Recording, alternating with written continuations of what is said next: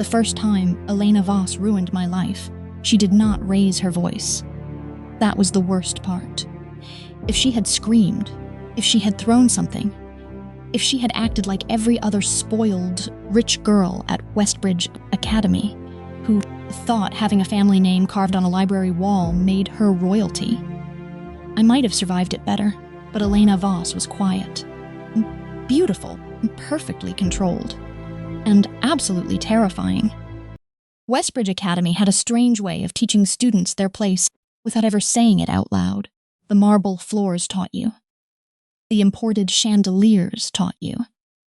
The parking lot full of cars that cost more than my mother's apartment taught you. The girls who walked through the halls with diamond bracelets and empty smiles taught you every single day. And me? I was the scholarship girl. Mara Lynn, 17 years old, top of my class, owner of 3 second-hand blazers, 2 pairs of shoes, and exactly 1 life goal. Graduate quietly. Quietly was important. Quietly meant no drama. Quietly meant no rich girls noticing me. Quietly meant keeping my scholarship, helping my mother pay rent, and getting into a university far away from Westbridge Academy and everyone inside it. Unfortunately, quiet girls do not stay invisible forever. Not when Elena Voss looks at them, and not when they accidentally laugh at the worst possible moment. It happened on a rainy Thursday morning. Because apparently bad things enjoy atmosphere. The courtyard smelled like wet stone and expensive perfume. Girls in navy, uniforms, moved beneath black umbrellas, laughing softly. Their shoes clicking against the pavement like tiny warnings. I was sitting alone, near the old fountain, balancing a literature book on my knees, and trying to finish my notes before first period. That was when the Blacktown car arrived. Everyone noticed immediately. Of course they did. Cars came and went at Westbridge every morning. But this one made people stop talking. It rolled through the front gate slowly, its windows dark, its tires whispering over wet stone. The driver stepped out first and opened the back door. Then Victor Voss appeared. Even I knew who he was. Everyone knew Victor Voss. His company owned half the city, sponsored 3 buildings on campus, and donated enough money to make teachers smile through suffering. He was tall, silver-haired, dressed in a charcoal coat that probably cost more than my entire bedroom. The courtyard went silent. Then Elena Voss walked out of the main building, and somehow the silence became worse. Elena was the kind of girl people pretended not to stare at, because staring at her felt dangerous. She had long black hair that fell perfectly over her shoulders, dark eyes, pale skin, and the expression of someone permanently disappointed in everyone around her. Her uniform looked sharper than everyone else's. Like even fabric obeyed her out of fear. She moved through the courtyard slowly. Not because she was lazy, but because she knew nobody would dare rush her. Beside her walked her best friend, Noelle Hart, who was the only person at Westbridge brave enough to talk to Elena like she was human. Noelle had short blonde hair, red lipstick, and the relaxed attitude of someone born into enough money to consider consequences optional. Elena, Victor Voss said. Elena stopped in front of him. She did not smile. Father. The entire courtyard listened while pretending very badly not to listen. Victor held out one hand. The keys. A tiny ripple moved through the students. Elena's expression did not change, but something tightened around her jaw. Noelle's eyebrows lifted. Oh, Noelle whispered. That is bold. Elena ignored her. What keys? Victor looked toward the front parking area where Elena's white Aston Martin sat shining beneath the rain like a rich person's insult. Those keys. Elena laughed once, cold, sharp, not happy at all. You came to school for this? I came because you have skipped 3 board prep sessions and insulted your economics instructor, and turned in a blank exam paper with the words, "This is beneath me," written across the top. Noelle pressed her lips together like she was fighting for her life not to laugh. I should not have laughed either. I really should not have. It was barely a sound. Tiny. Embarrassed. More like air escaping my nose than actual laughter. But Elena Voss heard it. Of course she did. Her head turned slowly. Her eyes found me across the courtyard. My soul immediately left my body. No. No, no, no. Please no. I looked down at my book instantly. Like maybe if I pretended hard enough, I would disappear into the pages. Marilyn, Elena said. The sound of my name in her voice was the emotional equivalent of being selected for execution. Students near me moved away. Actually moved away. Cowards. I lifted my head slowly. Yes. Elena's gaze stayed on me. Did you laugh? Every intelligent answer abandoned me. No, lie. Terrible lie. Noelle made a small sound that was definitely amusement. Elena stared at me for another second. Then she looked back at her father. But something in her expression changed. Something small. Something dangerous. Victor Voss extended his hand again. The keys, Elena. For a moment, I thought she would refuse. Honestly, part of me hoped she would refuse, because then everyone would keep watching her and forget I existed. But Elena reached into her blazer pocket, removed a silver key fob, and dropped it into her father's palm. The courtyard held its breath. Victor closed his hand around the keys. You will report to Headmistress Calder after assembly. Elena's eyes narrowed. Why? Because your academic record has become embarrassing. Elena's smile was beautiful and terrifying. I am so sorry your daughter's suffering inconveniences the family brand. Victor did not react. You need a tutor. My stomach dropped before he even looked at me. I knew. Somehow I knew. Rich adults had a terrible habit of noticing poor students only when they needed something unpleasant done. Victor turned his head. Miss Lynn. I froze. Noelle slowly turned toward me too, looking far too entertained. Elena did not move. Her eyes found me again. Cold, unblinking, impossible to escape. You will tutor Elena, Victor said. The courtyard exploded into whispers. My fingers tightened around my book. What? I said. Actually, I whispered it, but still. Bold of me. Elena spoke at the same time. No. Victor looked at her. Yes. I would rather fail. You already are. Noelle covered her mouth. I personally considered throwing myself into the fountain. Victor looked back at me. You are first in your year. Headmistress Calder tells me you are responsible, punctual, and in need of additional financial support. The courtyard went even quieter. Humiliation crawled up my neck like fire. Wonderful. Absolutely wonderful. My poverty had just been announced publicly by a billionaire in the rain. Elena's eyes flickered. For 1 second, something crossed her face. Not pity. Elena Voss did not seem capable of pity. But something. Then it vanished. I swallowed. I have classes. You will be compensated, Victor said. And that was the problem. It's because money was the one word I could not afford to ignore. My mother worked double shifts at a laundry services and still counted coins before buying groceries. Our rent was late. My winter coat had a broken zipper. University application fees sat on my desk like tiny threats. Compensated meant groceries. Compensated meant rent. Compensated meant breathing room. Elena watched me realize all of that, and I hated her for seeing it. Victor's voice remained calm. 3 sessions a week. Starting today, Elena stepped closer to me. Only 1 step. Somehow the courtyard felt smaller. If you speak one word about me to anyone, she said softly, I will make you regret learning my name. My mouth went dry. Noelle sighed beside her. Elena, sweetheart. Threats before breakfast again? Elena ignored her. I stared at the wet stone beneath my shoes. I won't say anything. Elena leaned closer. Good. Then she walked past me like I was already beneath her. Her perfume lingered behind, something cold and expensive.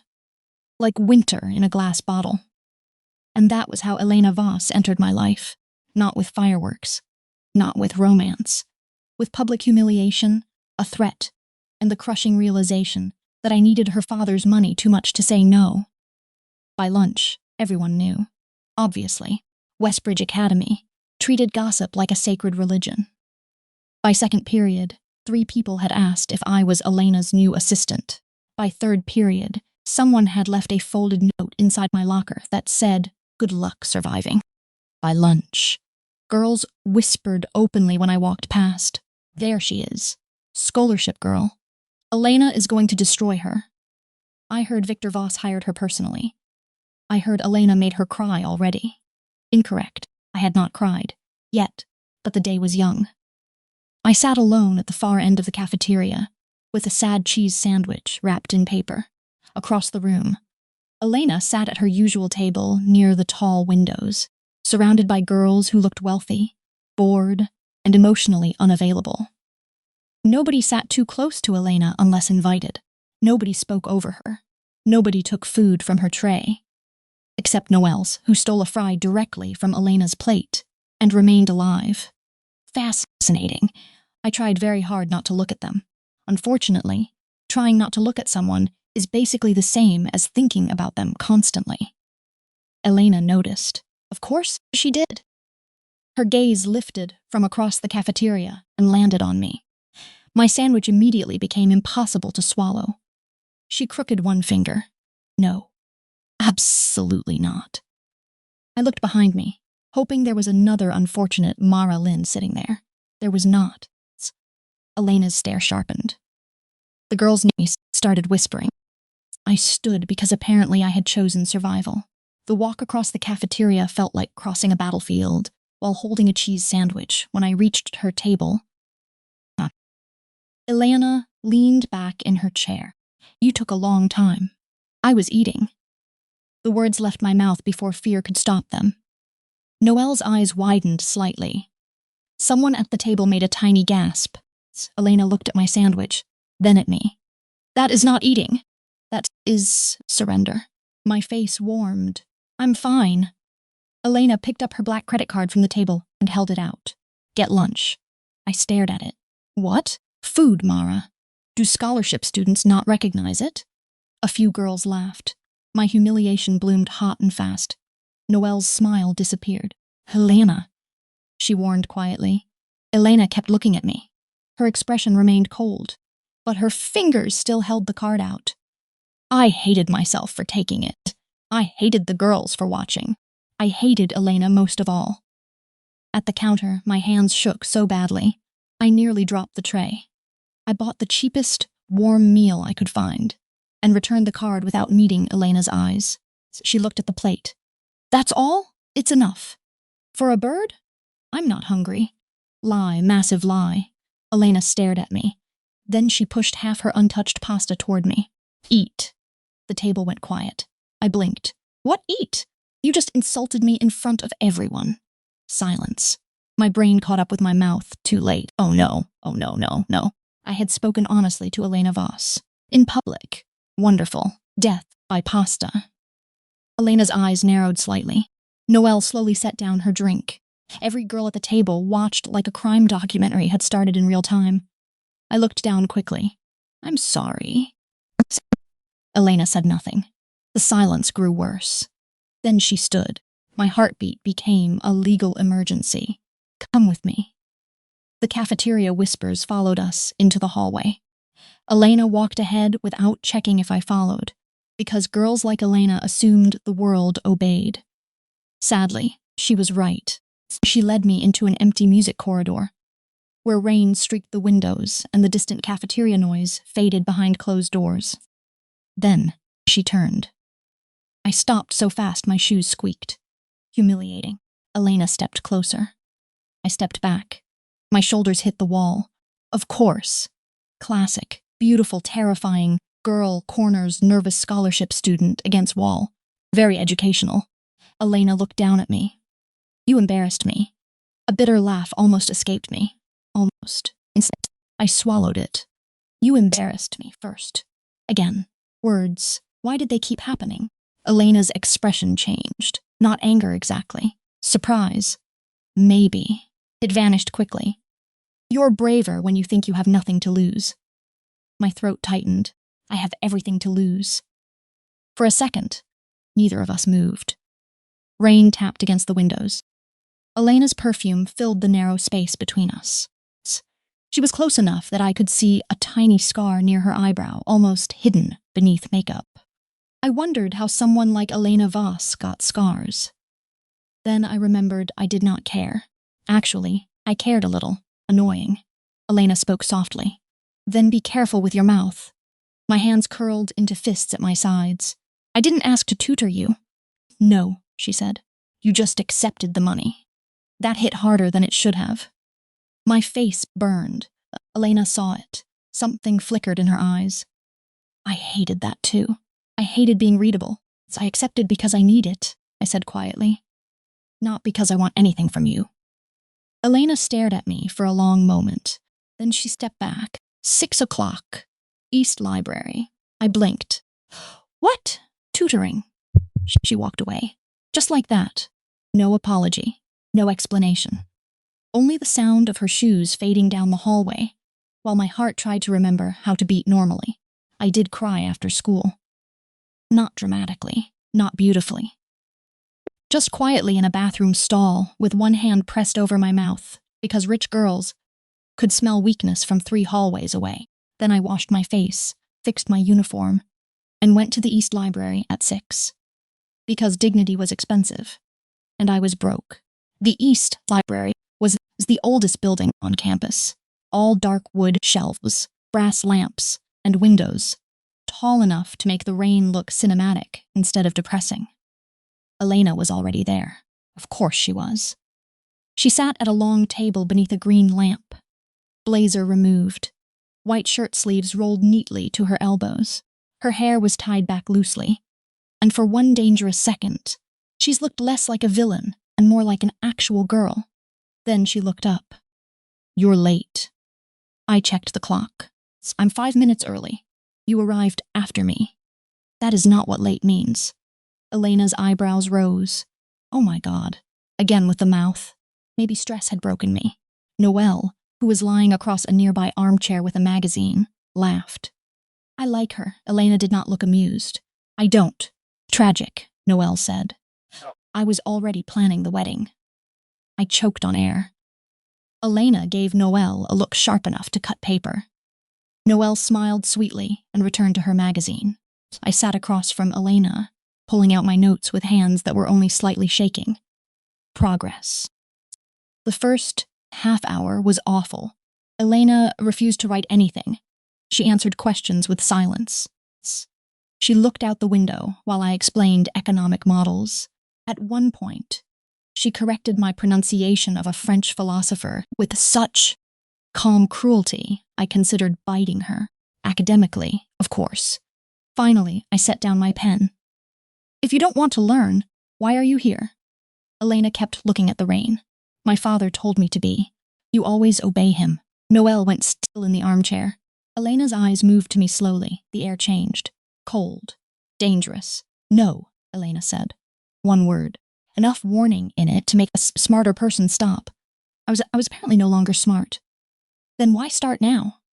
Elena stood so suddenly, my body flinched. Not much, but enough. Her eyes dropped to the movement. For a second, her expression shifted. Then it hardened. Careful, Mara. I hated how small my name sounded in her mouth. I hated how much my pulse reacted to it. I'm trying to help you pass. I didn't ask for help. No, you just make everyone else suffer because you're angry. Silence. Noelle slowly lowered her magazine. My stomach dropped. There it was. The sentence that would end me. Elena leaned both hands on the table. Her face was calm. Too calm. You know nothing about me. I know you humiliate people because you can. I know you take money from men like my father and then pretend to have principles. That hurt. My eyes stung immediately. I looked down fast, furious with myself. No crying. Not in front of her. Elena noticed anyway. Of course she did. Her mouth parted slightly. Maybe she had not expected to actually wound me, which was ridiculous. What did she think words did? I packed my notes quickly. Tell your father I quit. Noelle sat up. Mara. I ignored her. Elena straightened. You can't quit. Watch me. I grabbed my bag and walked toward the door, my vision blurry, my breathing tight. Elena's voice followed me. If you walk out, my father will pull the payment. I stopped. There it was. The leash, money, rent, food. My mother's tired face over a kitchen table full of bills. I stood there with my hand on the library door and hated Elena Voss with such clarity it felt almost peaceful. Then I turned back. Elena looked at me, not victorious. It's not exactly. But she had won, and we both knew it. I walked back to the table, sat down, opened my notebook, and said in a voice so flat it barely sounded like mine. Page 32. Noelle watched us quietly. Lena did not speak for the rest of the session. But she listened. That was the first strange thing. The second strange thing happened at the end. When I stood to leave, a folded envelope waited beside my bag. I looked at it. Then at Elena. What is this? Payment. Your father pays through the school. This is separate. I pushed it back immediately. No. Elena's eyes narrowed. You said you need money. And you said I have no principles. Her face went still. Noelle whispered. Oh, that was good. Elena ignored her. Mara, no. I left before my courage could collapse.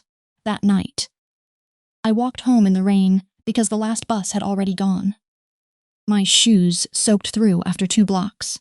By the time I reached our apartment, my socks were wet. My hair stuck to my cheeks, and my chest felt too full of everything I had not said.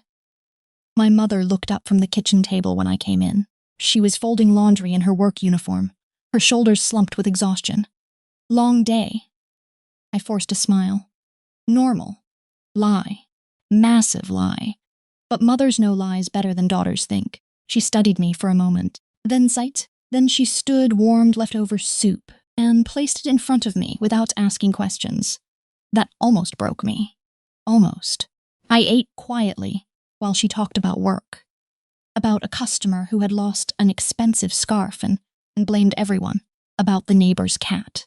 About ordinary things. Ordinary things felt precious after Elena Voss.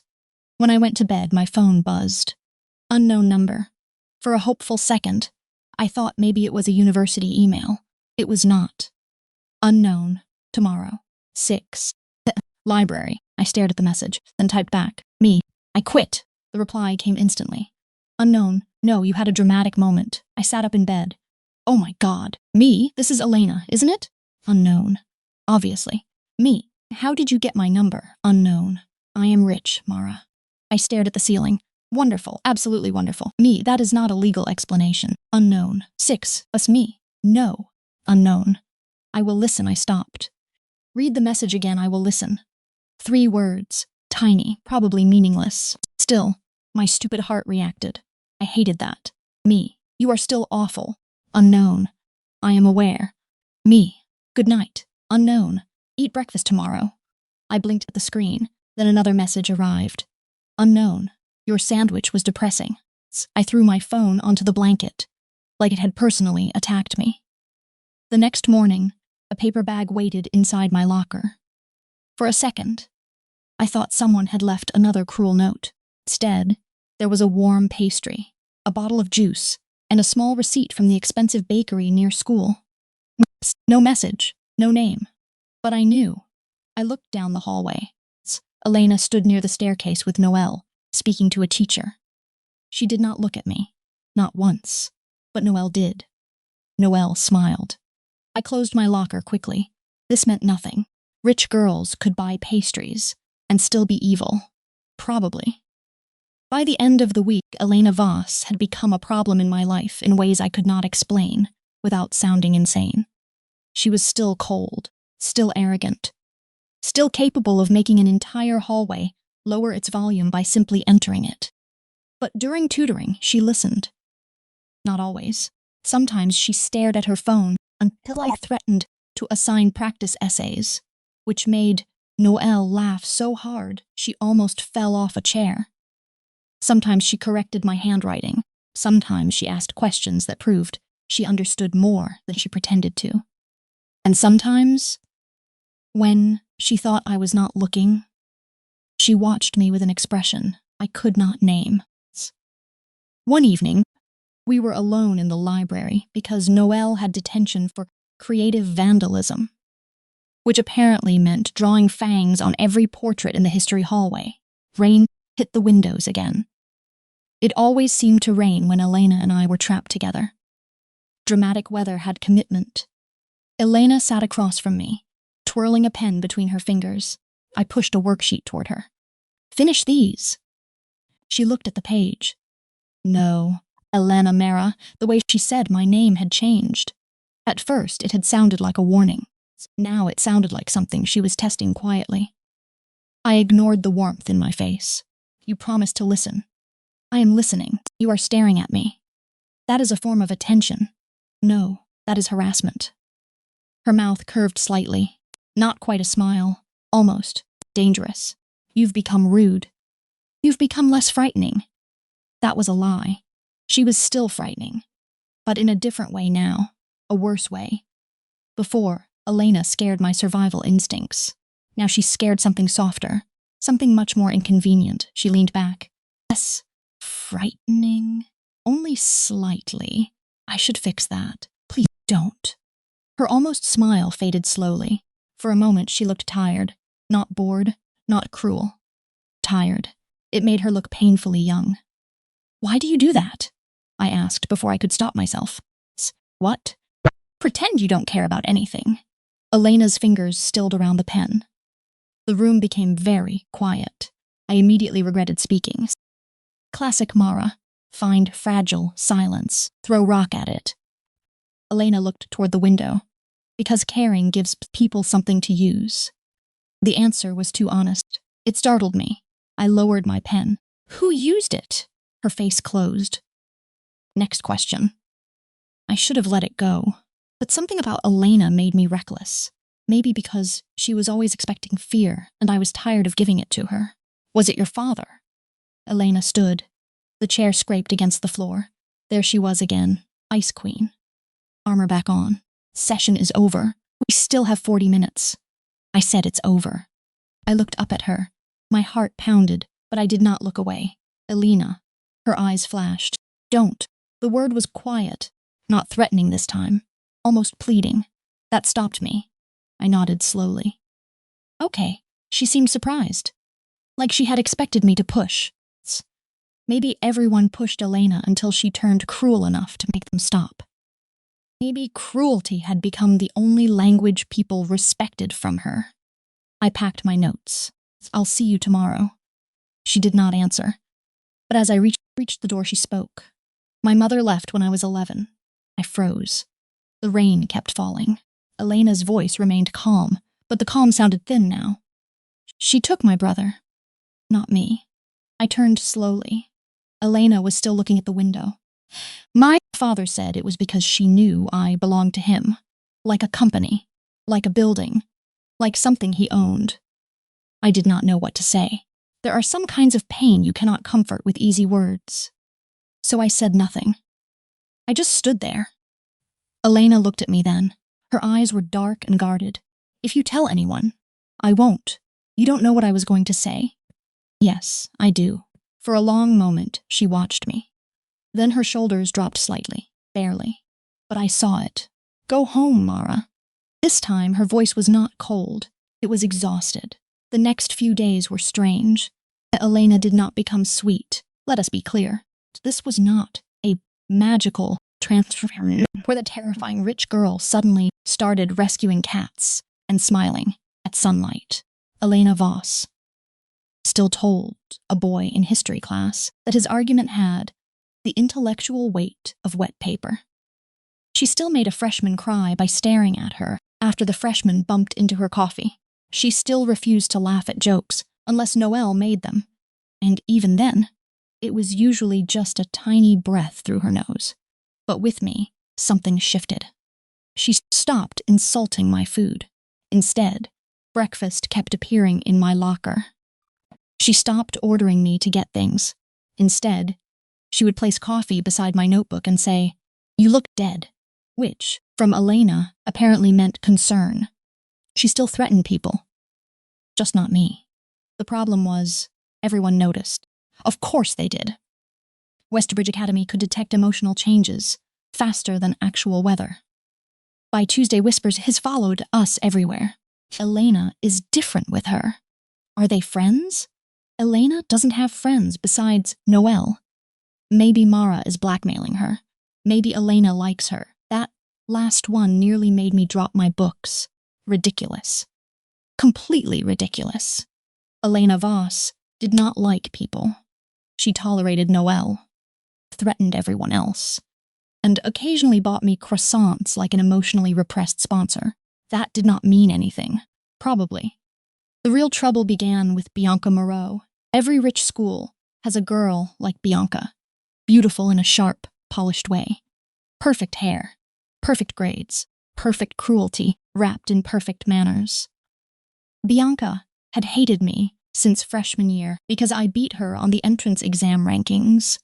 She hated me more once Elena noticed me, and she hated me most after Elena made her move seats in literatures because Bianca's perfume was loud.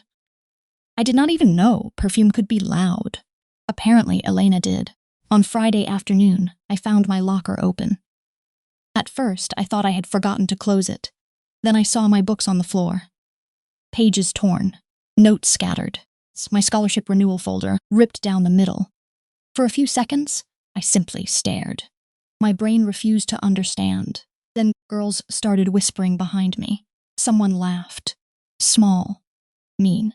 I crouched slowly and picked up the torn folder with numb fingers. My renewal essay was stained with something sticky and pink. Juice, maybe. Or perfume. My throat closed. My throat closed. No. The application was due Monday. The original recommendation letters were inside. My transcript request. My financial aid forms. Everything. I heard Bianca's voice behind me. Oh, Mara. I turned. Bianca stood with two friends near the lockers, hand pressed over her mouth in fake sympathy. That looks terrible. My hands started shaking. Did you do this? Bianca blinked innocently. Why would I touch your things? Her friend laughed softly. Maybe your locker just got tired of being poor. The hallway erupted into quiet laughter. Something inside me cracked. Not loudly, not dramatically. Just enough. I stood, move. Bianca's smile widened. Excuse me, I said, move. The hallway went quiet, interesting. Apparently, scholarship girls were not supposed to sound angry. Bianca stepped closer. You should be careful, Mara. Scholarships are fragile. There it was, the threat. My vision blurred slightly. Not with tears this time, with rage. You think because your father donates money here, you can destroy anything you want? Bianca's eyes hardened. And you think because Elena Voss gives you attention, you matter? I flinched. Wrong move. Bianca saw it and smiled. You don't. You're a project. A distraction. Girls like Elena get bored. The words hit somewhere I did not want to admit existed, because a terrible part of me had wondered the same thing. What was I to Elena? A rebellion against her father. A strange curiosity. A poor girl she could fix with pastries and silence. Before I could answer, the hallway temperature dropped. I knew before I turned. Everyone knew. Elena. She stood at the end of the corridor with Noelle beside her. Her expression was blank, utterly blank. That was worse than anger. Noelle looked at the destroyed papers on the floor, then at Bianca. Oh, Bianca, Noelle said softly. You are deeply stupid. Bianca's smile faltered. Elena, I didn't. Elena walked forward, slowly. Every student moved aside. Not because anyone told them to, because survival instincts are universal. She stopped beside me, but she did not look at me first.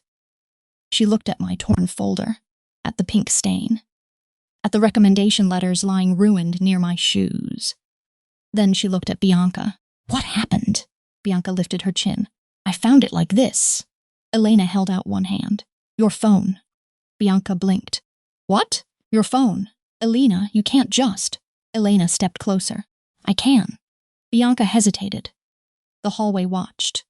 Finally, with visible anger, she handed over her phone. Elena unlocked it. Of course she knew the code. Rich girls were terrifying in groups. She opened something, scrolled, and then turned the screen toward Bianca. A video. Bianca and her friends at my locker. Laughing, pouring something pink into the folder. One of them filming. My stomach turned. Elena's voice was soft. You recorded it. Bianca went pale. Because cruelty means nothing to you unless people applaud. The hallway was silent. Elena's fingers tightened around the phone. Bianca swallowed. Elena, come on. It was just a joke. No, Elena said. A joke ends when people laugh. She looked at me then, finally. Her eyes moved over my face, my shaking hands, the torn papers in my arms.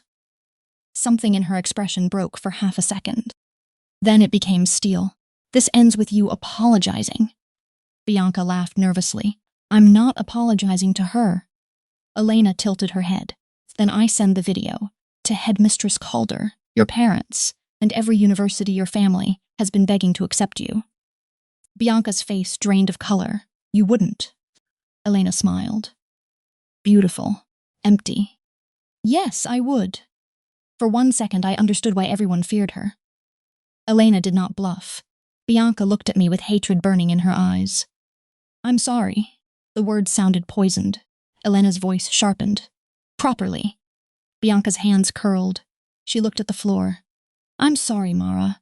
I could barely breathe. I should have felt satisfied. I did not. I felt exhausted. Elena handed Bianca's phone to Noelle. Send it to me. Noelle took it cheerfully. With pleasure. Bianca stared. You said if I apologized. I said then I would decide. Elena, you ruined scholarship documents. It's not like she can't print new ones. Something dangerous moved across Elena's face. I stepped forward quickly. Stop.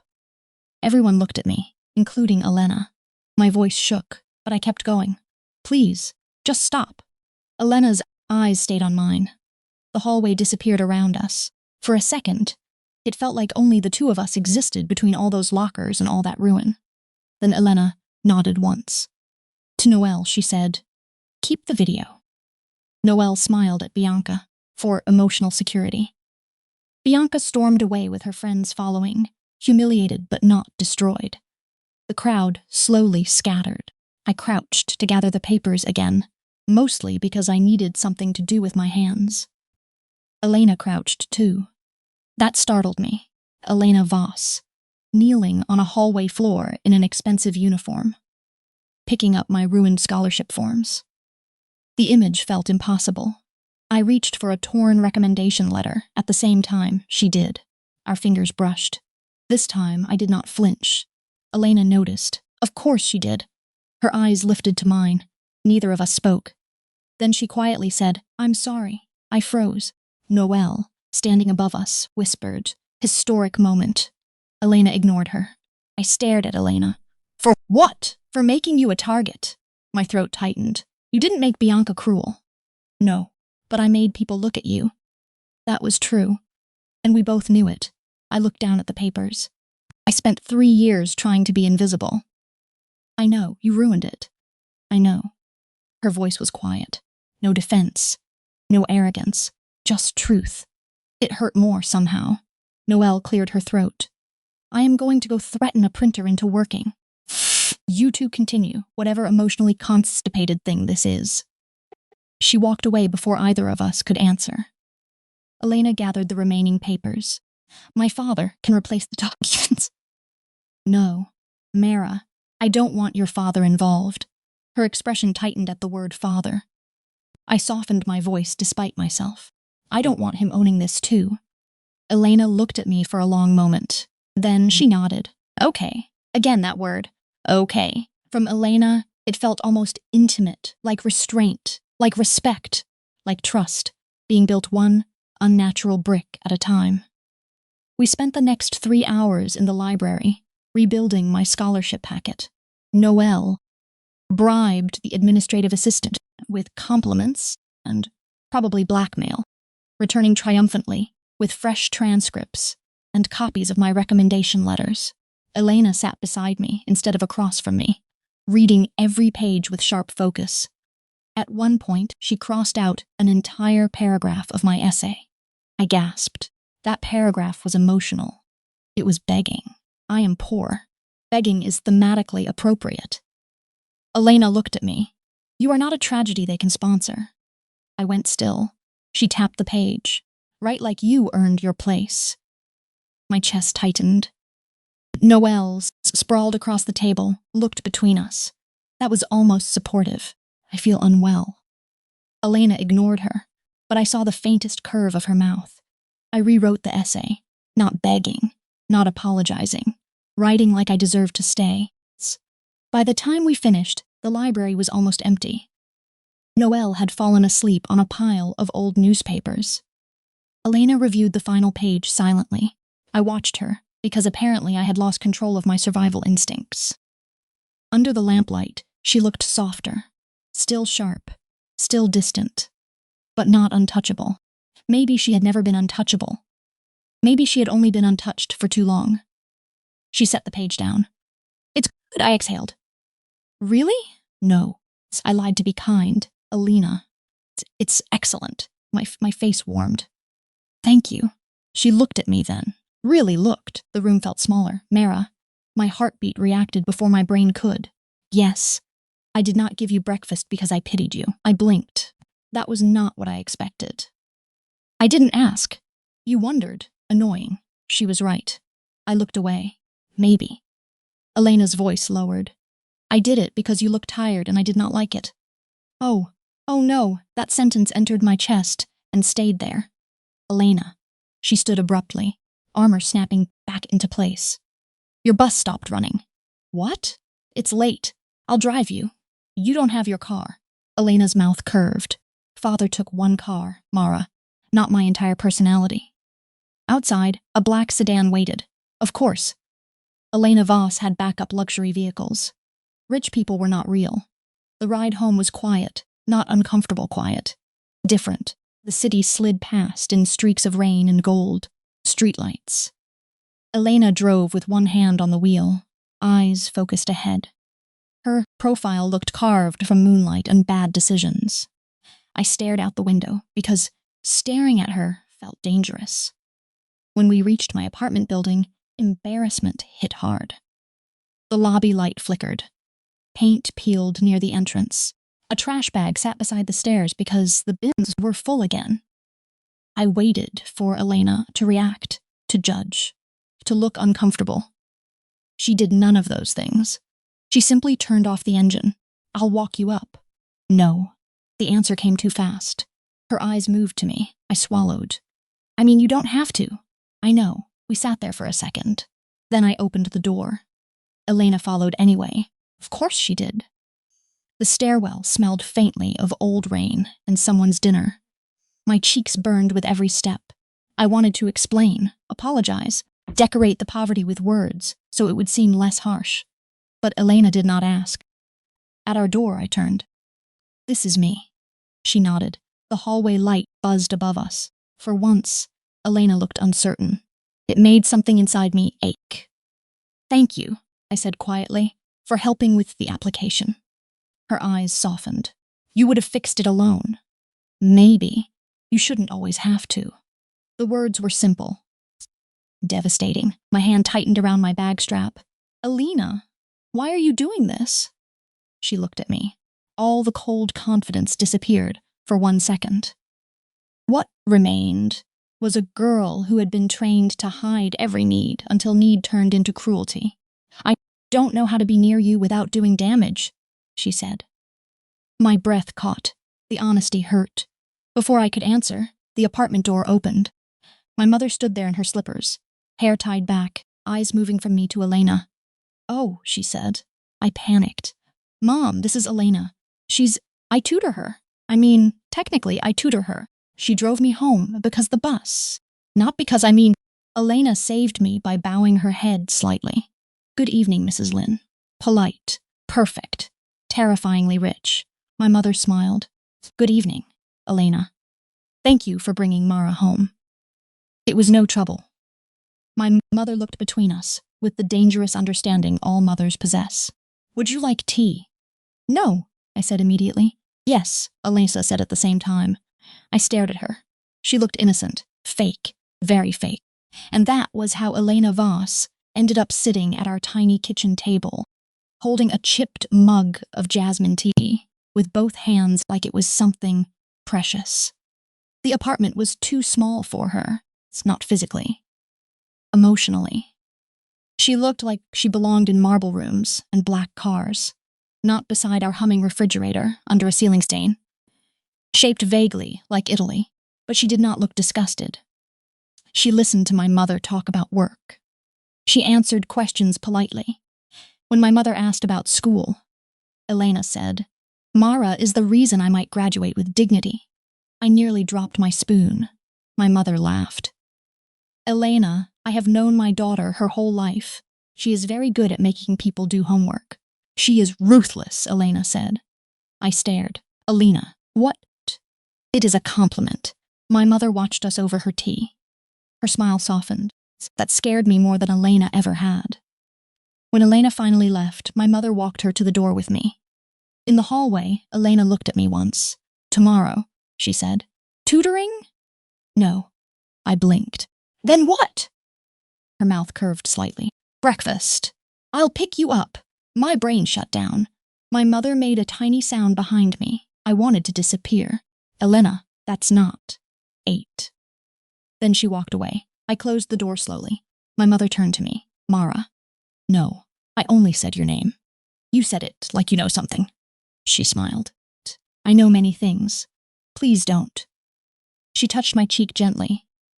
"She looks lonely." I leaned into my mother's hand before I could stop myself. She is terrifying. People can be both. That night, I could not sleep. Not because of Bianca. Not because of my scholarship. Because Elena Voss had sat in my kitchen and looked at my mother like kindness was a language she had almost forgotten. Because she had said, "I don't know how to be near you without doing damage." Because I believed her. And because part of me wanted to let her try anyway. Saturday breakfast was not a date. I told myself this 6 times while choosing what to wear. Not a date. Elena had not said date. She had said breakfast. People ate breakfast. People also breathed oxygen. That did not make oxygen romantic. Then Elena arrived in a black coat, hair loose, eyes dark, holding a paper bag from the bakery and looking like every bad decision I had ever been warned about. My brain whispered, "Date." I told my brain to shut up. She took me to a small cafe nowhere near Westbridge. Not expensive looking from the outside. Almost hidden between a bookstore and a flower shop. Inside, it smelled like cinnamon and coffee. No students, no whispering, no marble floors, no social battlefield, just warmth. Elena ordered for both of us without asking. I should have been annoyed. Then I realized she ordered exactly what I would have chosen. A cinnamon roll, hot chocolate, a bowl of fruit. I narrowed my eyes. "Have you been studying my eating habits?" "Yes, at least pretend that is normal." "No." I laughed, actually laughed, not at her humiliation this time, with her. Elena stared at me. The laughter faded from my mouth. "What? You don't do that often." "What? Laugh without apologizing." The words landed quietly. I looked down at my hot chocolate. "I didn't know you noticed." "I noticed too much." That sounded like a confession. We ate in strange peace. Elena told me about Noel, setting off the sprinklers in middle school because a teacher confiscated her lip gloss. I told her about my old public school, where the cafeteria ceiling leaked so badly everyone gave the puddles names. Elena almost smiled at that. Almost. Then her phone rang. The change was instant. Her shoulders stiffened. Her face emptied. I saw the name on the screen before she turned it over. "Father." She did not answer. The phone rang again and again. Finally, Elena picked it up. "Yes." I could not hear Victor Voss clearly, only the sharp murmur of his voice, but I saw Elena's expression harden with every second. "No," she said. Pause. I said no. Another pause.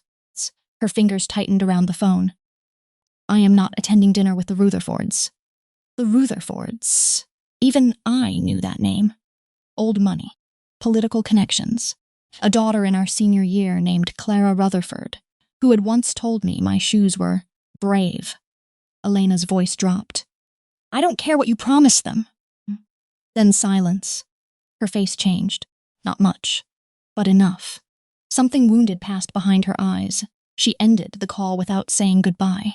I sat very still. Elena? She looked out the cafe window.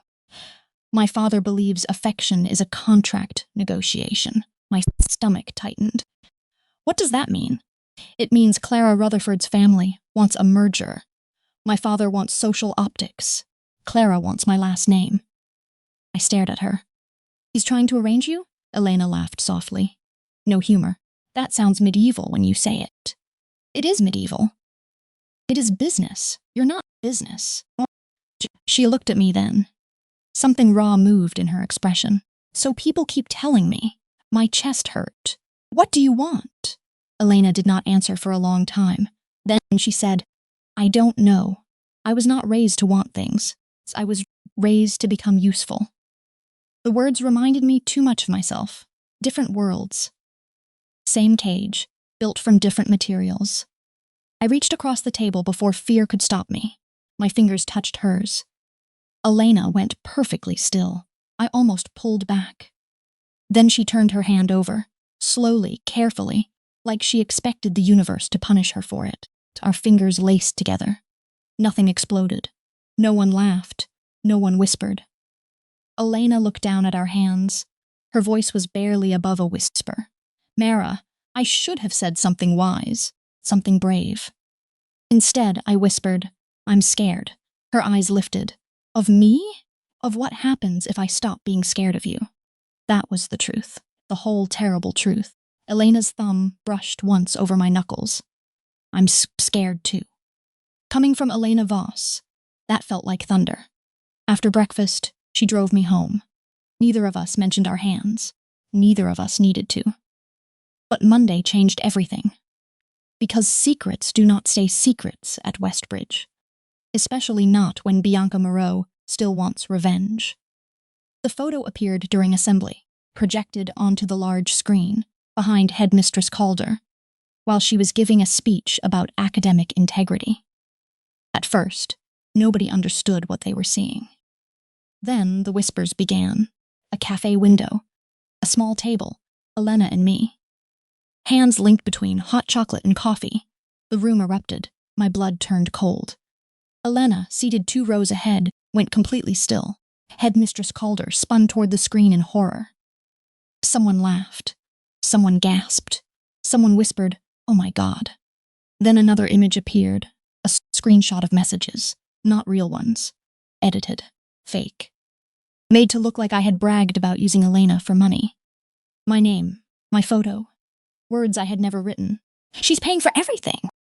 Rich girls are so easy when they're lonely. Elena Voss is my scholarship plan. The auditorium spun. No, no, no, no. Around me, students turned, staring, judging, laughing. My body forgot how to breathe. Elena stood slowly.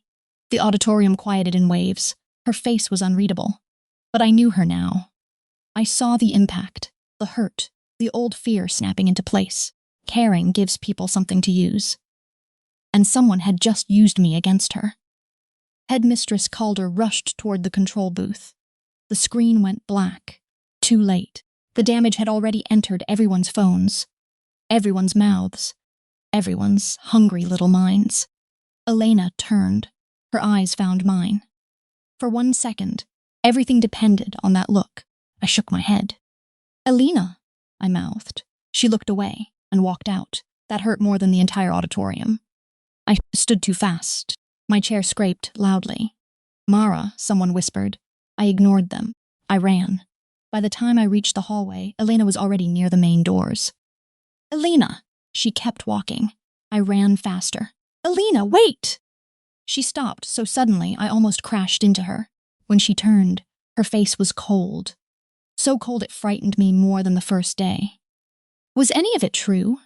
The question hit like a slap. I stared at her. What? Did you say those things? No. Did you take the picture? No. Did you tell someone? No. My voice cracked. She flinched, but only slightly. Elena, you know me. The words came out desperate. Her eyes darkened. That is the problem.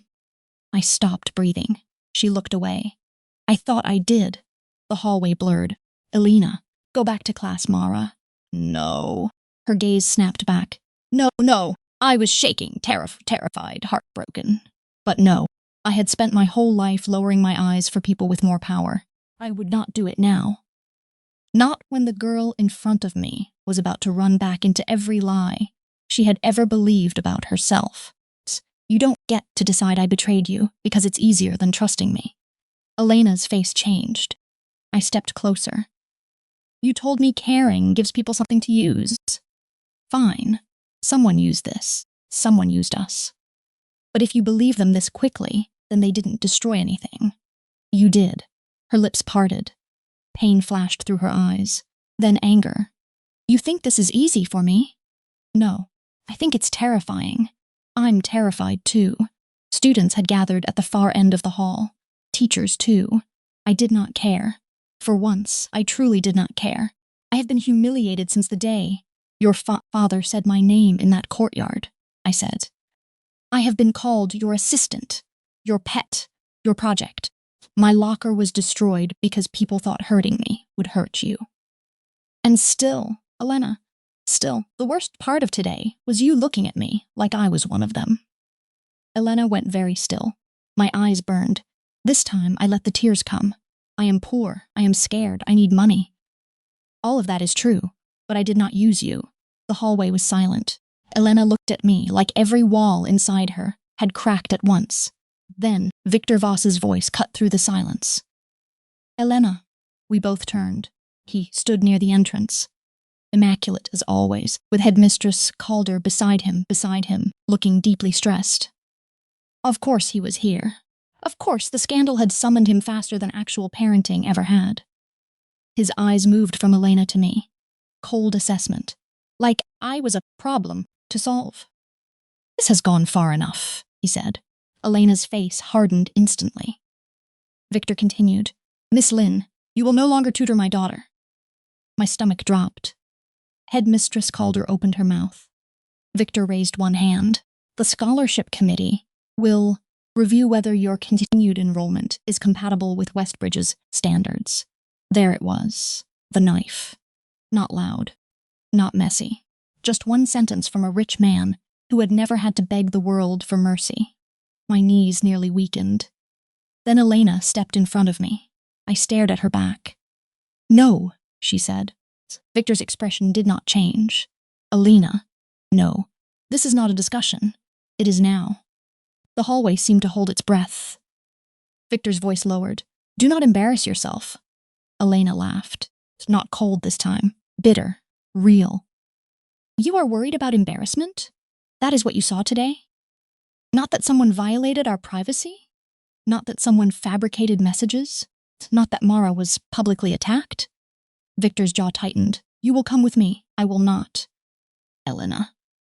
No, she snapped. The word cracked down the hallway. Everyone froze. Even Victor. I had never heard Elena raise her voice before. Not really. She turned slightly, looking back at me once. Her eyes were wet. Elena Voss was crying.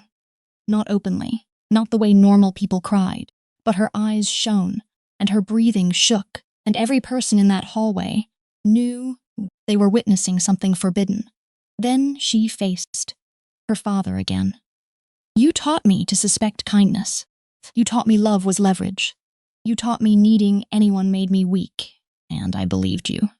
Victor's face went pale with anger. Elena, enough. No, I am done being useful. My heart stopped. Elena's voice steadied. You will not touch Mara's scholarship. You will not threaten her enrollment, and you will not decide who I am allowed to care about because it inconveniences your business arrangements. Victor stared at her. If you continue this, there will be consequences. For one terrible second, I saw fear move through her. The old fear. The child left behind. The daughter trained into obedience. Then Elena reached back blindly. Her hand found mine. In front of everyone. She held on. Let them look. Let them whisper. Let them know. I know, she said. Victor's eyes dropped to our joined hands. Disgust flickered across his face. That flicker changed everything. Elena saw it. So did I. So did Headmistress Calder. Noelle appeared beside us, phone in hand, expression bright and dangerous. Wonderful timing, Noelle said. Because while everyone was enjoying public emotional devastation, I found the source of the projector upload. Bianca, standing near the back of the gathered crowd, went stiff. Noelle smiled wider. Elena, darling, you were right. Bianca really should stop recording her crimes. Bianca tried to move away. A teacher blocked her. Noelle held up her phone. The fake screenshots came from Bianca's tablet. The photo was taken by Clara Rutherford outside the cafe, and the projector login was used from Bianca's student account. I also have messages between them discussing how to make Mara look like a gold digger so Elena would come back to her senses. Their words, not mine. The hallway erupted. Bianca's face went white. Clara Rutherford, near the entrance, looked like she might faint. Victor Voss turned slowly toward Clara. Something like calculation crossed his face.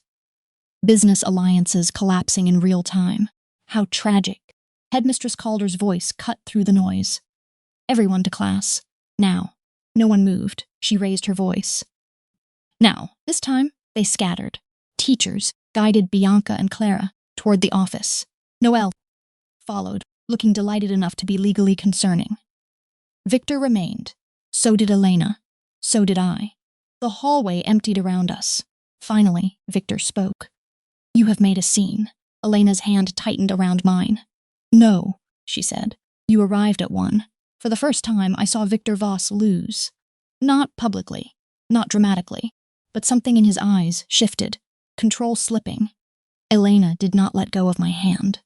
Headmistress Calder returned, face composed but eyes sharp. Mr. Voss, my office now. Miss Lynn's scholarship is not under review. Miss Voss, Miss Lynn, you may wait in the East Library. Victor looked as if he wanted to argue. Headmistress Calder smiled in that terrifying way only older women in power can smile. Unless you would prefer we discuss donor interference in disciplinary matters with the board present. Victor said nothing. Headmistress Calder walked away. Victor followed. For once, not because he wanted to, because someone had told him to. The hallway became quiet. My hand was still in Elena's. Neither of us moved. Then she turned to me. Her face crumpled slightly. I believed it for 1 second. Her voice broke on the last word. My anger softened instantly, not vanished. Softened, I know. I'm sorry, I know, no. She shook her head. A tear slipped down her cheek. Elena looked shocked by it, like her own body had betrayed her. I'm sorry, she said again. I should have known. I reached up, slowly, gave her time to pull away. She did not. I wiped the tear from her cheek with my thumb. You were scared. That is not an excuse. No, I said. But it is a reason. She closed her eyes briefly. I had never seen anyone look so relieved and so ashamed at once. Then she whispered, Please don't leave. There it was. The Ice Queen begging, not on her knees, not dramatically, just a girl in a school hallway, holding my hand like it was the only real thing left.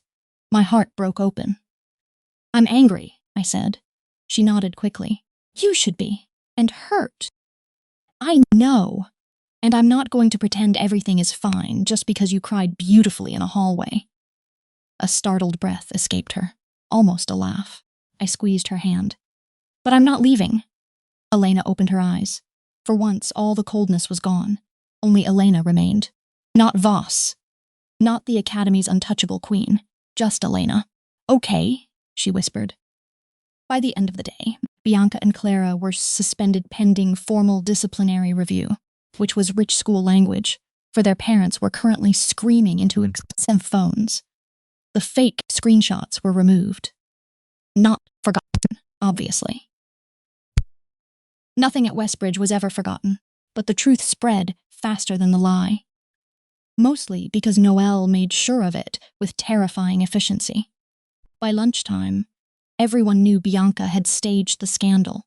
By afternoon, everyone knew Victor Voss had tried to threaten my scholarship, and Headmistress Calder had nearly eaten him alive. By evening, everyone knew Elena had held my hand in front of half the school. That last part spread with dramatic speed. I expected Elena to retreat afterward, to become cold again, to deny everything. Instead, the next morning, she met me at the front gate with coffee. In public, very public. Students stared. Whispers started instantly. Elena handed me the cup.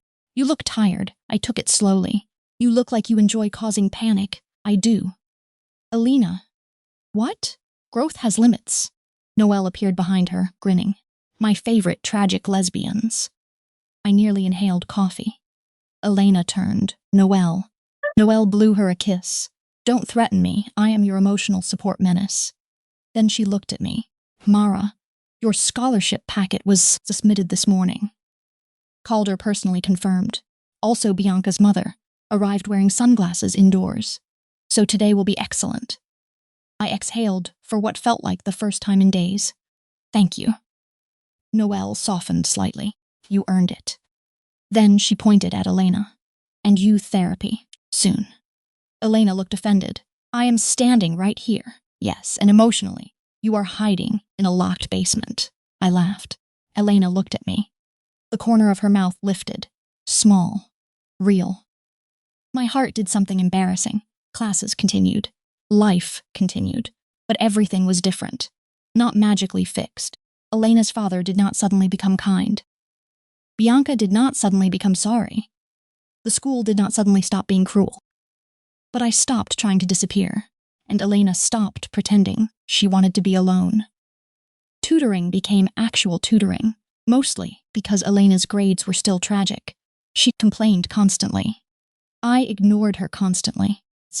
Noelle provided and unnecessary commentary. Sometimes Elena's hand would find mine under the library table. Sometimes I let her hold it. Sometimes when I was still angry, I did not. She never forced it. That mattered. One evening, 2 weeks after the scandal, Elena got her economics exam back. She stared at the paper for a long time. I leaned over. 78. Noelle gasped. Our girl has been academically resurrected. Elena looked mildly offended. I was never dead. You were intellectually composting, Noelle said. I laughed. Elena looked at me, then down at the grade again. She looked pleased. Not smug. Pleased, like maybe she had earned something instead of inherited it. I bumped her shoulder gently. I'm proud of you. She went still. Noelle's expression softened, and for once she said nothing. Elena looked at me. Nobody had said that to her enough. I saw it immediately, the way her eyes searched my face like she did not know where to put the words. Finally, she whispered, Thank you. Later that night, after Noelle left to terrorize debate club, Elena and I stayed in the library. The rain had returned. Of course. It tapped against the glass like it had been part of our story from the beginning. Elena sat beside me, close but not touching. Her exam paper lay between us. My scholarship confirmation email glowed on my phone. Both victories. Different sizes. Both ours. Elena looked at the rain. My father wants me to transfer. My stomach tightened. What? He says Westbridge has become complicated. Because he made it complicated. Yes, I waited. Fear gathered slowly in my chest. And? Elena turned to me. I said no. Relief hit so hard I almost laughed. You said no? I am practicing. On billionaires? Start difficult. I smiled. Then her expression turned serious. He may make things harder. I know. I don't want my life touching yours and hurting it. It already has. She flinched. I took her hand. But it has helped too. Elena looked down at our fingers. I don't know how to do this. Neither do I. You are better at feelings. I cried in a bathroom because you looked at me once. Her mouth twitched. That was early. It was last month. Still, Early, I rolled my eyes. She smiled. Actually smiled. Small, uncertain, beautiful enough to ruin me. Then she looked at my mouth. My brain stopped functioning. Oh, this was happening. Or maybe it was not. Maybe she was just looking. People looked at mouths. For normal reasons. Like dental evaluation. Oh my God, Mara, shut up. Elena lifted her eyes. Can I kiss you? Direct, soft, terrifying. My heart forgot every academic concept it had ever learned. Yes, I whispered. Elena moved slowly. So slowly it almost hurt. Like she was giving me every chance to change my mind. I did not. When she kissed me, it was nothing like I expected. Not cold, not demanding, not terrifying. Careful, warm, a little trembling. Elena Voss, who scared entire hallways into silence, kissed like she was asking permission with every breath. I kissed her back. Her hand tightened around mine. Outside, thunder rolled softly over the city. Inside, something finally settled. Not solved. Settled. Like a door opening in a house I had not known I was allowed to enter. When we pulled apart, Elena rested her forehead lightly against mine. Her eyes stayed closed. Was that okay? I smiled. You are asking after? Her eyes opened. Panic flickered. I can ask before and after. My heart melted so fast it was embarrassing. It was okay, I whispered. More than okay. Relief softened her entire face. Then Noelle's voice rang from somewhere behind the shelves. Finally. I screamed. Actually screamed. Elena closed her eyes like she was asking the universe for strength. Noelle emerged holding a bag of chips. I have been waiting respectfully for 17 minutes. You were spying, Elena said. I was supervising emotional development. I will end you. No, you won't. Mara's likes me. I covered my face with both hands. I hate this school. Noelle grinned. You love us. Elena looked at me. It's not teasing now. Something vulnerable hiding beneath the almost smile. I lowered my hands. Unfortunately, I said. Elena's smile became real again. The following month tested us in quiet ways. That is the part stories often skip. They show the kiss, the public stand, the dramatic hallway confession. Then they pretend love becomes easy. It does not. Elena still shut down when she felt cornered. Sometimes, a call from her father would turn her silent for hours. Sometimes she tried to solve problems with money before remembering that I hated that. Sometimes I became defensive too quickly because I was so used to pity hiding behind kindness. We argued. Carefully at first, then less carefully. Once, in the library, Elena offered to pay my university application fees without asking. I snapped. She snapped back. Noelle quietly removed the scissors from the table. Elena, I'm not another thing for you to fix, I said. Her face closed. I know that. Do you? I am trying to help. You are trying to make the discomfort go away. That silenced her, because it was true. Elena liked clean solutions. Money was clean. Feelings were not. She looked down. I don't know what to do when you hurt. The anger left me slowly. Sometimes you just stay. She looked up. That's it? That's hard for you? Yes. The honesty disarmed me. So I reached for her hand. She took it. We learned. Awkwardly. Imperfectly. But we learned. She learned that help offered, without listening, can feel like control. I learned that refusing every kindness can become its own kind of fear. She learned to say, do you want advice, money, or just me? I learned to answer honestly. Usually, it was just her. Sometimes it was advice. Once, after 3 application portals crashed and I cried into my sleeve, it was money. Not because she forced it, because I asked. And that made all the difference. Winter settled over Westbridge slowly. The courtyard fountain froze at the edges. Students traded gossip for exam panic. Elena wore long black coats and looked like a Gothic heiress haunting a prep school. I told her that once. She said, good. Her grades improved. My scholarship renewed. Bianca. Transferred before the disciplinary hearing concluded, which Noelle described as cowardice. Cowers. With luggage. Clara Rutherford issued a public apology. drafted by 3 lawyers and 1 terrified publicist, Victor Voss, stopped appearing on campus. But his shadow stayed. It always would, in some form. The final confrontation came the night of the Westbridge Winter Gala. Of course, there was a gala. Rich schools cannot simply have dances. They need galas, with string quartets, and donor speeches, and tiny food arranged like jewelry. My instinct was to avoid it. Elena's instinct was also to avoid it, but for different reasons. Noelle insisted we attend, because, in her words, you cannot let emotionally bankrupt donors have all the good lighting. So, I wore a simple dark blue dress borrowed from my mother's coworker's daughter, fit well enough after my mother altered the waist by hand. When I stepped out of my room, my mother covered her mouth. "Oh, Mara." I looked down nervously. "Is it bad?" "No." Her eyes shone. "You look like yourself." That made no sense and perfect sense. Elena arrived at 7. She wore a black suit, not a dress. A perfectly tailored black suit, open at the throat, silver chain at her neck, hair pulled back. My mother opened the door. Elena looked past her and saw me. For once, Elena Voss forgot how to speak. My mother looked delighted. I blushed so hard I considered moving countries. "You're staring," I said. Elena blinked. "Yes, at least deny it."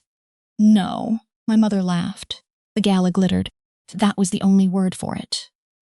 The main hall had been transformed with white flowers, gold lights, and tables covered in crystal. Students moved through the room, dressed like heirs and scandals. Parents smiled with polished teeth. Teachers looked exhausted in formal wear. When Elena and I entered, the team dipped. Not stopped. Dipped. Progress, maybe. Elena offered me her arm. I looked at it, then at the room. Then I took it. Let them look. Noelle appeared wearing emerald errant green and enough confidence to power a small country. "Stunning," she said, looking at me. "Terrifying," she added, looking at Elena. "Balanced couple aesthetic." "We are not a brand," Elena said. "Everyone is a brand if you are annoying enough," Noelle replied. For almost an hour, everything was fine. We ate tiny desserts. Noelle insulted the donor speeches under her breath. Elena stood close enough that our shoulders touched. Then Victor Voss arrived. I felt Elena notice before I saw him. Her body changed beside mine. Tension, stillness, armor. He entered with 2 board members and a woman I recognized from society pages. Elegant, severe, diamond necklace like a threat. Victor's eyes found Elena immediately. Then me. His expression did not change. That was what made him frightening. He crossed the room. Elena's hand brushed mine. I took it. Victor stopped in front of us. "Elena, father." His eyes moved to our joined hands. "Still committed to public rebellion." Elena's jaw tightened. I felt her starting to retreat behind coldness. Before she could, I spoke. "With respect, Mr. Voss, holding hands at a school gala is not rebellion." Elena looked at me sharply. Victor did too. My heart pounded. But I did not look away. Victor's voice was smooth. "Lynn, I do not believe this concerns you. It concerns me when you speak about me, like I'm not here." Noelle, somewhere behind us, whispered, "Oh, I taught her well." Victor's eyes cooled. "Elena, control this." That did it. Elena's hand tightened, then she let go. For one terrifying second, I thought she was pulling away from me. Instead, she stepped forward. "My name is not a leash," she said. Victor went still. Elena's voice carried farther than she intended. Nearby conversations faded. People turned. "Elena," Victor warned. "No, that word again. Stronger every time. I have spent my life letting you define control as obedience. I am done." The board members looked uncomfortable. "Good, let them." Victor's face hardened. "This is neither the time nor the place." "It never is, according to you. Not when Mother left. Not when you sent Adrian away. Not when you decided my future without asking me. Not when you threatened Mara. Not when you looked at my hand in hers like I had done something shameful." The room had gone silent now, utterly silent. Elena breathed once, shakily, then continued. I am not ashamed. My eyes burned. Victor's voice dropped. You will regret this. Elena nodded. Maybe, but it will be my regret. That was when Headmistress Calder appeared. Perfect timing, as always. Mr. Voss, she said pleasantly. The donors are waiting for your remarks. Victor stared at Elena. Elena stared back. For the first time, she did not look like a daughter waiting for permission. She looked like herself. Victor turned away, not defeated forever. Men like him rarely disappear that easily, but defeated for tonight. Sometimes one night is enough to begin. The rooms slowly remembered how to breathe. Noelle appeared beside Elena and handed her a glass of water. Hydrate after emotional warfare. Elena took it automatically. I laughed through tears. Elena turned to me immediately. Her expression softened. Are you okay? I nodded. Are you? She considered lying. I saw it. Then she said, no. I stepped closer. That's okay. Her eyes searched mine. Then she nodded. The music started again. Soft strings beneath nervous conversation.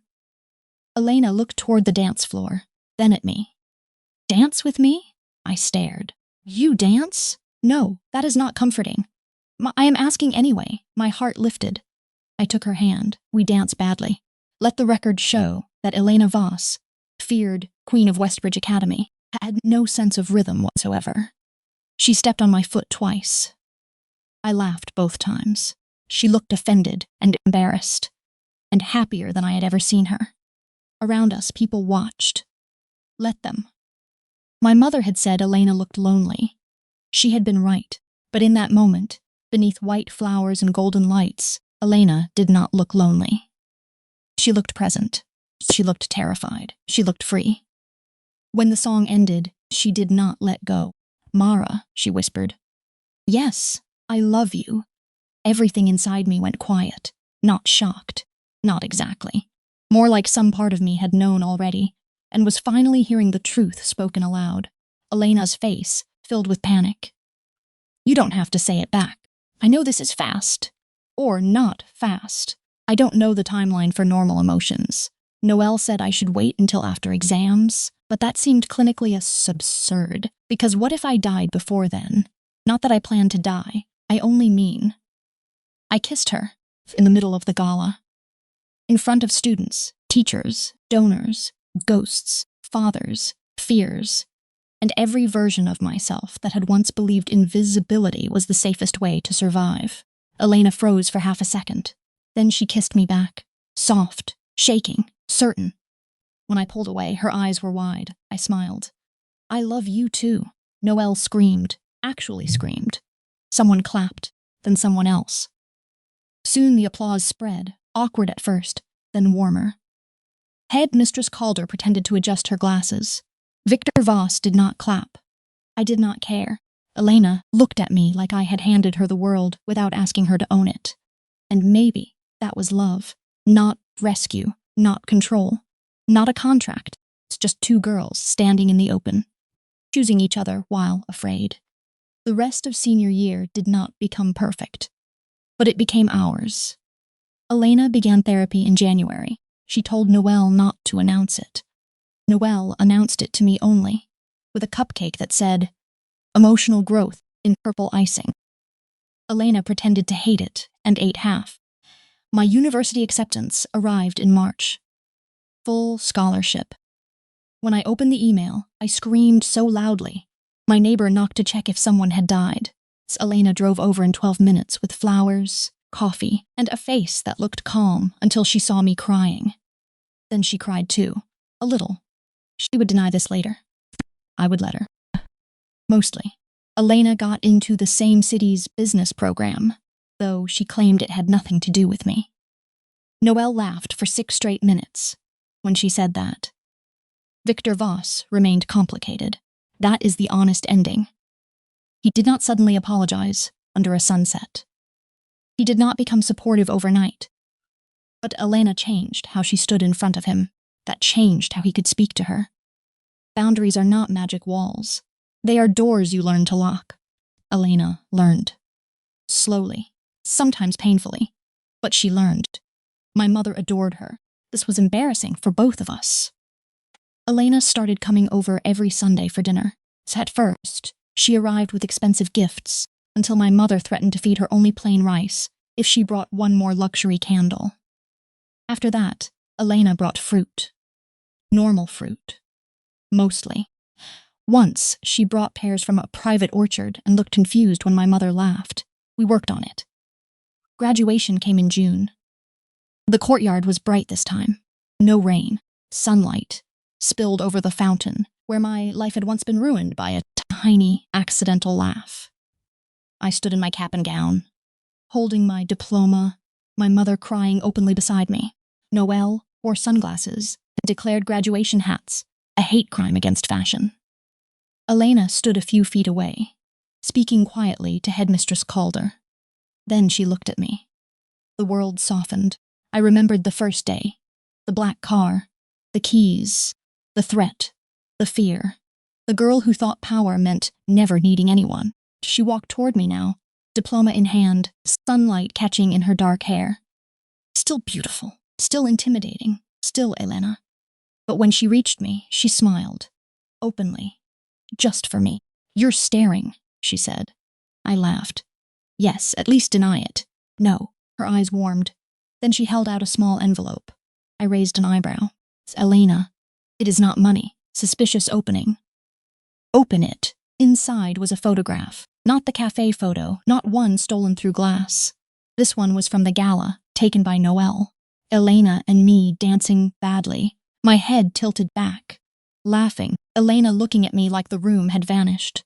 On the back, in Elena's sharp handwriting, were the words, "For the girl who taught me that being seen does not always mean being trapped." My throat tightened. Elena.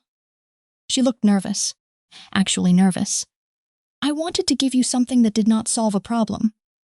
I smiled through tears. "You did." Then I kissed her in the courtyard. Noelle cheered. My mother clapped. Somewhere. A teacher sighed like we were creating paperwork. I did not care. Once I had believed survival meant staying invisible. Then Elena Voss noticed me. And yes, for a while, my life became chaos. Painful. Humiliating. Terrifying. But being seen by the wrong people can hurt you. Being seen by the right person can bring you back to yourself. Elena did not save me. I did not save her. We were not broken girls magically healed by romance. We were two girls who had learned to live carefully for different reasons. Too quiet. Too guarded. Too afraid of what the world could take. And then, somehow, in the middle of threats, scandals, scholarship forms, ruined lockers, winter galas, terrible tutoring sessions, and one very dramatic best friend. We chose something braver than survival. We chose to stay. Years later, people would probably tell the story wrong. They would say Elena Voss fell for her tutor. They would say the Ice Queen melted. They would say the scholarship girl tamed her. They would be wrong. Elena did not melt. She opened. I did not tame her. I trusted her to become softer without becoming smaller. And me? I did not disappear. Not anymore. Because the first time Elena Voss ruined my life, she looked beautiful doing it. But the last time I saw that courtyard as a student, she held my hand in the sunlight, made me feel like being visible was not a curse. It was a beginning. And this time when I laughed, Elena heard it. She turned toward me, not cold, not cruel, not untouchable, just mine. And she laughed too. Thank you for watching this full story until the end.